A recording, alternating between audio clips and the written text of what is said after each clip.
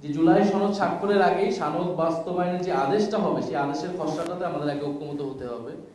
তার উপর ভিত্তি করে আমরা জুলাই সনদে স্বাক্ষরের বিষয়টা বিবেচনা করব। ফলে সেই আদেশের টেক্সট যেটা তার খসড়া এবং এই আদেশটা আমরা বলেছি যে এটা ডক্টর মোহাম্মদ ইউনূস তিনি যেহেতু জুলাই গণ অভ্যুত্থানের শক্তিতে সরকার গঠন করেছেন, যদিও পরবর্তীতে 106 এর মতামত নেওয়া হয়েছে, কিন্তু তার মূল উৎসটা বৈধতার উৎসটা হচ্ছে জুলাই গণ অভ্যুত্থান।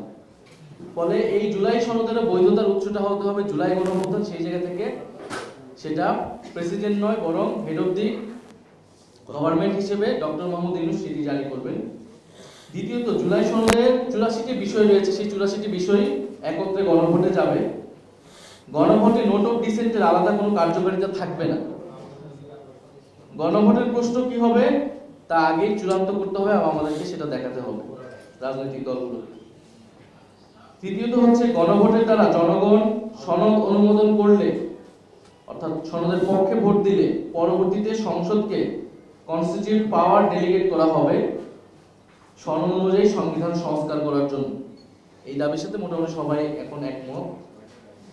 সংস্কারকৃত সংবিধানটা 2026 সংবিধান হিসেবে পরিচিত হবে।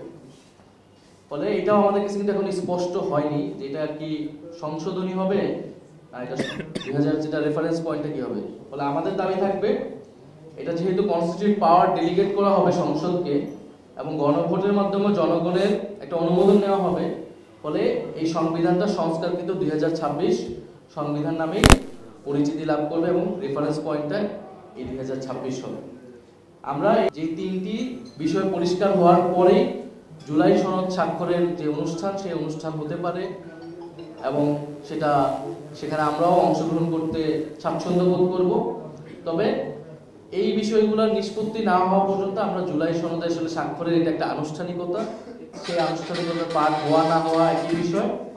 বরং জনগণের সামনে এই বিষয়গুলো স্পষ্ট না করে জুলাই সনদ স্বাক্ষরের এই আয়োজন করাটা একটা ছলচাতুরির মতো মনে হবে। ফলে আমরা জনগণকে কোনো অন্ধকারে রাখতে চাই না এবং রাজনৈতিক দল হিসেবেও এটা আমাদের অধিকার যে সরকার এই সনদ কিভাবে বাস্তবায়ন করবে, কোন প্রক্রিয়ায় বাস্তবায়ন করবে সেটি আগেই জনগণের সামনে এবং আমাদের কাছে পরিষ্কার করা।